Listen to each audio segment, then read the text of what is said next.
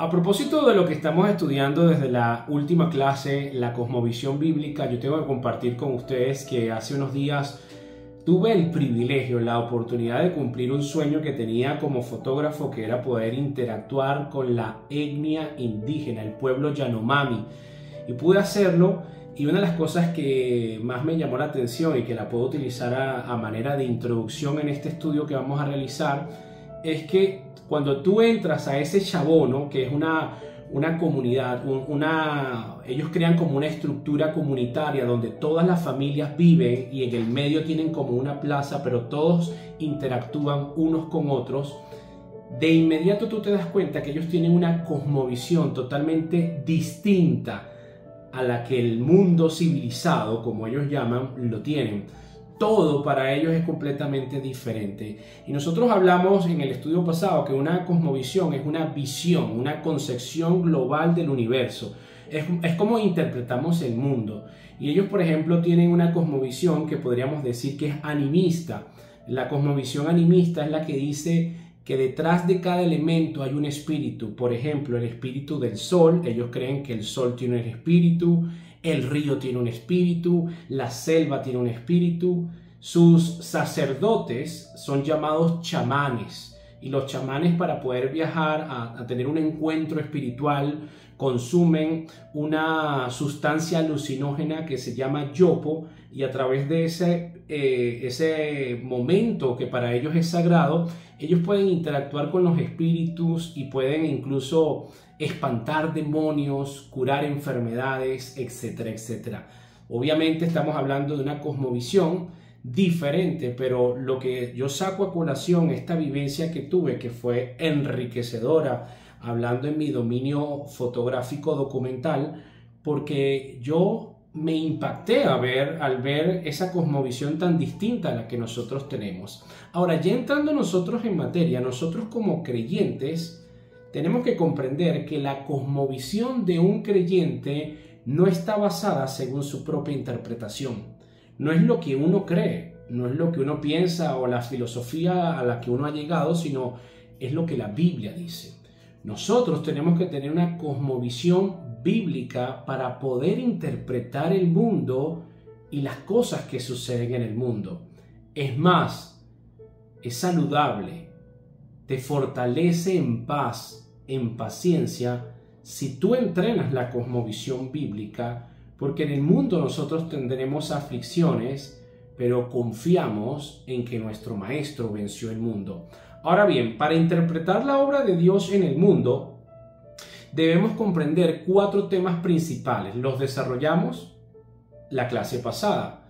En realidad no los desarrollamos, los tocamos, o sea, los mencionamos, dimos unas pinceladas. En primer lugar, la creación, la caída, la redención y la consumación. En la clase pasada, y la menciono con mucha insistencia porque si no la has visto te animo a que la veas, nosotros hablamos de esa primera etapa que se llama la creación, donde no existía el pecado. Y esa primera etapa donde no existía el pecado está descrita en Génesis 1 y Génesis 2.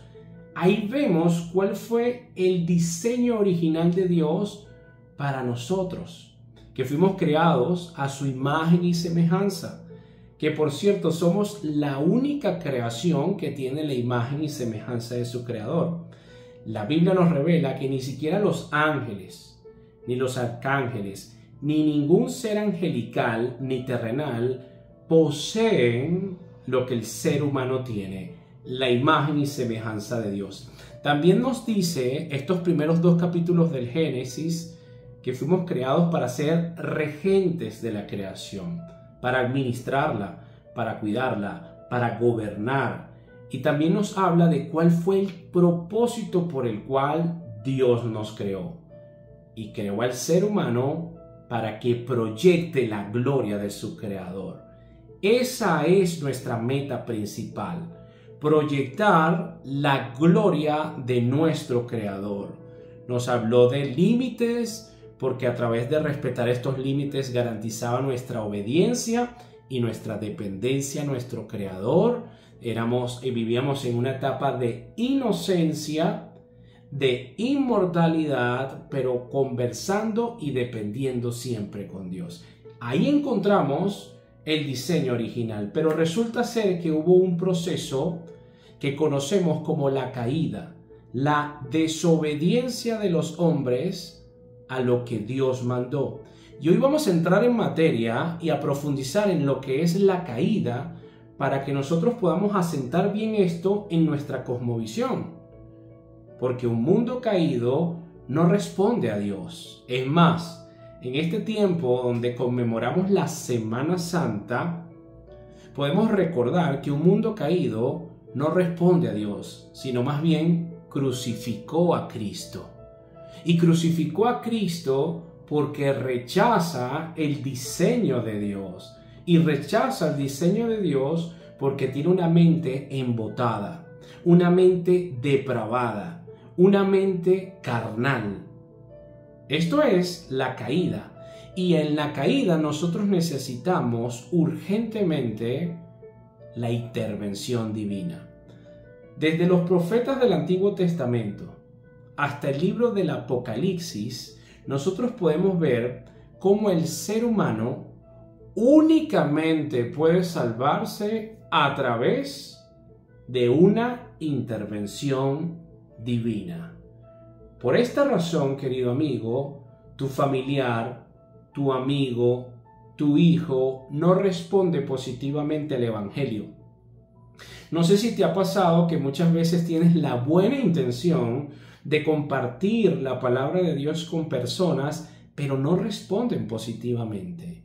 Y no responden positivamente porque no depende de tu elocuencia o de tu oratoria o de todo lo que tú conozcas de la palabra de Dios. Depende de una intervención divina. Y esto es fundamental conocerlo cuando nosotros estudiamos la caída. Lucas 5:32, palabras de Cristo, dice: no he venido a llamar a justos, sino a pecadores al arrepentimiento. ¿Quién llama? Cristo. Cristo es quien llama a los pecadores al arrepentimiento. Y nosotros tenemos que empezar a diferenciar lo que es nuestro rol y lo que es algo que le pertenece a Dios. A nosotros nos mandaron a predicar, a modelar el Evangelio, a testificar, a discipular, pero nosotros no llamamos al arrepentimiento. Nosotros no tenemos ese poder de esa intervención divina. Nosotros tenemos que ser obedientes, pero es Dios quien llama. Proverbios 1:23. Volveos a mi reprensión. He aquí, yo derramaré mi espíritu sobre vosotros y os haré saber mis palabras. Es Dios quien reprende y reprende con el propósito de que yo dé una vuelta de 180 grados. Ahí está el arrepentimiento. Y cuando yo me arrepiento, Él derrama su espíritu y nos permite comprender sus palabras. Lo vamos a ver más adelante con un accionar de Cristo. Entonces, Dios es quien convence, Dios es quien da el arrepentimiento y Dios es quien abre nuestros ojos espirituales en la caída. A continuación, voy a compartir con ustedes más fundamentos bíblicos de la intervención divina en la caída. Segunda de Corintios 7, del 9 al 10. Ahora me gozo, no porque hayáis sido contristados, sino porque fuisteis contristados para arrepentimiento. Porque habéis sido contristados según Dios, para que ninguna pérdida padecieseis por nuestra parte. Porque la tristeza que es según Dios produce arrepentimiento para salvación, de que no hay que arrepentirse. Pero la tristeza del mundo produce muerte. Muy bien, Pablo nos revela a través de esta porción bíblica que nosotros habitamos en una naturaleza caída tan depravada y estamos tan amañados a esa naturaleza que muchas veces Dios, en su misericordia, permite tribulación, permite tristeza, permite que seamos contristados, porque a través de ese revuelco emocional, de esa aflicción, yo voy a tener la disposición para el arrepentimiento, que es lo que me genera la salvación. Imagínate tú lo amañado que estamos nosotros a nuestra naturaleza caída, que por amor Dios permite este dolor para producir a través de esa tristeza el arrepentimiento en nosotros. Aquí comprendemos entonces que hay una tristeza saludable y que hay una tristeza que produce muerte, que es la del mundo. Entonces vemos que hay una intervención divina. Vemos que muchas veces nosotros predicamos a nuestros hermanos o aconsejamos a un familiar, pero nada que haya un cambio. Pero nosotros debemos de seguir orando. No tenemos que insistir ni convencerle a nadie, interceder, porque es Dios quien va a producir en esa persona las condiciones idóneas para producir el arrepentimiento. En segundo lugar, Efesios 1 del 16 al 18. No ceso de dar gracias por vosotros, haciendo memoria de vosotros en mis oraciones, para que el Dios de nuestro Señor Jesucristo, el Padre de gloria, os dé espíritu de sabiduría y de revelación en el conocimiento de Él, alumbrando los ojos de vuestro entendimiento, para que sepáis cuál es la esperanza a que Él os ha llamado y cuáles las riquezas de la gloria de su herencia en los santos. ¿Quién da espíritu de sabiduría? El Padre de gloria. ¿Quién da revelación en su conocimiento? El Padre de gloria. Hay personas que pueden leer la Biblia de tapa a tapa, pero si no es Dios quien da la revelación de su conocimiento, en vano están leyendo. Él es quien alumbra nuestros ojos del entendimiento. Entonces yo debo de comprender que no soy yo. Yo tengo que comprender que vivimos en un mundo caído y que hay millones de almas en estado caído y que yo debo de interceder, de proclamar el Evangelio, de testificar con mi congruencia, con mi coherencia. Yo tengo que ser una carta abierta para otros, pero es Dios quien da ese espíritu de sabiduría. Y en tercer lugar, para seguir confirmando que es la intervención divina la que llama al caído, podemos encontrar en la resurrección de Cristo que Jesús, luego de resucitar, se le aparece a sus discípulos. Sus discípulos se sorprenden, se maravillan, están impactados, pero Lucas 24:45 dice algo muy interesante. Dice, entonces les abrió el entendimiento para que comprendiesen la Escritura.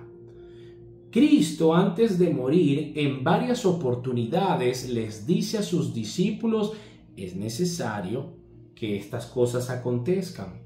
Él iba a morir, él al tercer día iba a resucitar, pero ellos no comprendían lo que el Maestro les decía. Y luego de resucitado, ellos impactados, es Cristo quien les abre el entendimiento para que puedan comprender la Escritura. Hermano, la caída nos involucra a todos. Por ende, todos necesitamos de esa intervención divina. Los sucesos desde Edén, desde los pecados de la primera pareja, crearon en nosotros, provocaron un cortocircuito en nuestra habilidad para conocer a Dios de modo inmediato y exacto. Repito, el pecado de Adán afecta nuestra habilidad para conocer a Dios. En la historia bíblica, la muerte física y la espiritual se atribuye a la caída. Por eso fue que Dios le dice a Adán, el día de que comas de este fruto ciertamente morirás. Ahí la palabra es separación. Hay una separación entre la creación y su creador. Hay una caída desde el punto privilegiado donde estabas, te degradaste, te separaste. Romanos 5:12 dice, por tanto, como el pecado entró al mundo por un hombre y por el pecado la muerte, así la muerte pasó a todos los hombres por cuanto todos pecaron. ¿Notan la diferencia? En el primer bloque, que es la creación, no había pecado. Por lo tanto, no había muerte. El hombre originalmente no fue diseñado para que muriese. El hombre era inmortal, pero dependiente de su creador, en un estado de inocencia.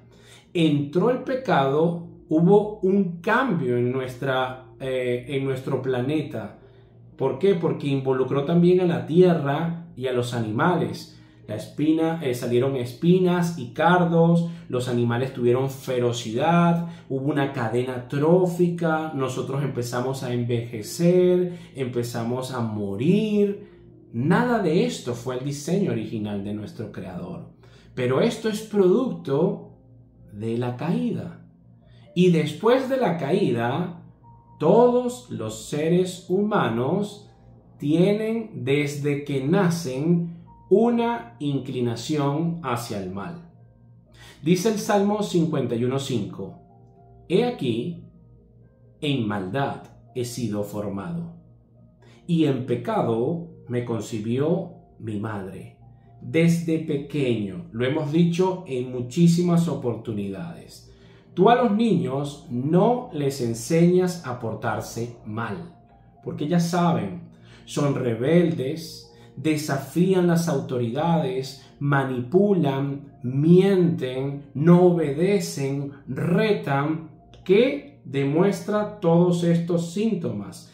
Que son producto de la caída y que nacen separados con una inclinación al mal. Por eso hay que educarlos, hay que mentorearles, hay que modelarles, hay que predicarles, hay que orarles para que cuando sean ya un poco más adultos puedan comprender su necesidad de tener una relación con Dios. Después de la caída, todos los seres humanos portan una naturaleza depravada. Génesis 6:5. Fíjate tú, el pecado entró en Génesis 3. En Génesis 3 a Génesis 6, fíjate tú lo que dice Dios. Y vio Jehová que la maldad de los hombres era mucha en la tierra, y que todo designio de los pensamientos del corazón de ellos era de continuo solamente el mal. Hermano, esto no ha cambiado. Todos los pensamientos del ser humano sin Dios continuamente son inclinados al mal. Hay envidia, hay idolatría, hay fornicación, hay adulterio, hay depravación, hay asesinatos, hay cualquier cantidad de barbarie que es lo que pulula en el mundo porque el mundo está en un estado caído. Y finalmente, después de la caída, nuestra habilidad para razonar acerca de Dios se ha oscurecido. Nosotros inventamos religiones, inventamos sistemas de pensamiento, creencias, dioses falsos, pero la Biblia dice en Romanos 3:11, no hay quien entienda, no hay quien busque a Dios. Y ahí estamos tú y yo. Podemos comprender que una mente caída y depravada, utilizando una línea elemental de lógica, es imposible que pueda conectarse por su propio medio con su Creador. Es la intervención divina la que busca el hombre, porque el hombre no está en condición. Cuando yo leo la Biblia, a pesar de ser un nuevo creyente, yo debo de estar consciente que aún porto una naturaleza caída y que debo de orar por eso. ¿Para qué? Para que Dios me alumbre los ojos espirituales, me permita crecer en sabiduría, en mansedumbre, en paciencia, para entender su conocimiento. Isaías declaró lo siguiente, Isaías 64:6. Si bien todos nosotros somos como suciedad, y todas nuestras justicias como trapos de inmundicia. ¿Qué quiere decir esto? Es que el pecado se tipifica en el Antiguo Testamento como la lepra. Esto es una enfermedad que empieza a brotar llagas en tu piel. Entonces, si tú te pones un trapo encima, el pus va a traspasar el trapo y va a ensuciar el trapo. Ese es el trapo de inmundicia. Si yo tengo una mente caída, todas mis acciones vienen siendo como trapos de inmundicia porque están contagiadas de este virus. A menos que yo tenga y acepte esa intervención divina que va a ser la que me va a ayudar a comprender lo siguiente. Jeremías 17:9. Engañoso es el corazón, más que todas las cosas, y perverso. Mi corazón, mi mente, me puede engañar. Yo tengo la facilidad de autoengañarme. Yo puedo ser un gran adicto y aún así no aceptar mi adicción, porque soy capaz de autoengañarme. Pero entonces cuando yo tengo la intervención divina, ella me alumbra. El Espíritu Santo me empieza a mentorear, me empieza a iluminar áreas de mi vida que han sido ocultas para yo poder orar por mis pecados, conscientes e inconscientes, intervenirlos por la gracia de Dios. La Biblia enseña que debido a que todos pecamos, todos, absolutamente todos, participamos en una comprensión distorsionada de Dios. Ese es nuestro dilema. Sabemos que Dios existe, pero lo interpretamos de manera distorsionada a través de nuestro pensamiento. ¿Por qué? Porque tenemos una mente caída y porque nuestro corazón es engañoso. Por eso inventamos multitudes de religiones. Por eso elevamos a bestias, a dioses. Elevamos plagas a dioses. Porque tenemos una mente distorsionada. El Nuevo Testamento realza el tema de la consecuencia de la caída. Fíjate Romanos 3:23. Por cuanto todos pecaron y están destituidos de la gloria de Dios. Todos, absolutamente todos. Efesios declara en 4:18. Teniendo el entendimiento entenebrecido, ajenos de la vida de Dios por la ignorancia que en ellos hay y por la dureza de nuestro corazón. En conclusión, pasar de la oscuridad al pensamiento ilustrado requiere una transformación consciente y enfocada en la manera de pensar acerca de nuestro mundo y de nosotros mismos. Yo tengo que tener una cosmovisión donde yo comprenda lo que es la caída y las implicaciones de ese suceso en mi vida, en mi forma de pensar actualmente, en mi entorno. Y ahí yo voy a empezar a tener una cosmovisión más robusta. Ahí yo quizás voy a predicar de una forma más efectiva y asertiva, porque yo sé que hubo un diseño de creación, pero también sé que hubo una caída que nos involucra a todos.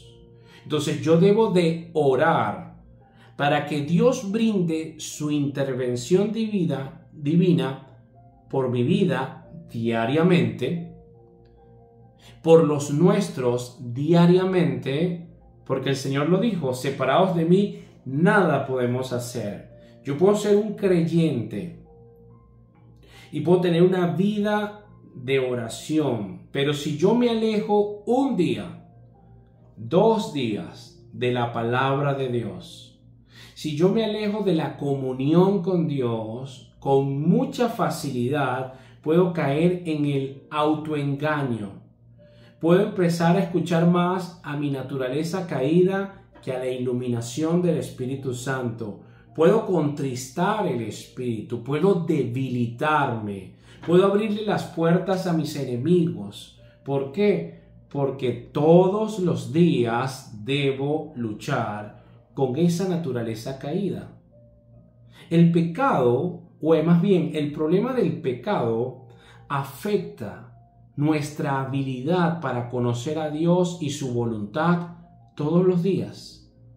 Por lo tanto, fuera de nosotros mismos, tenemos que buscar otra solución para obtener ese conocimiento. ¿Cómo hago esto?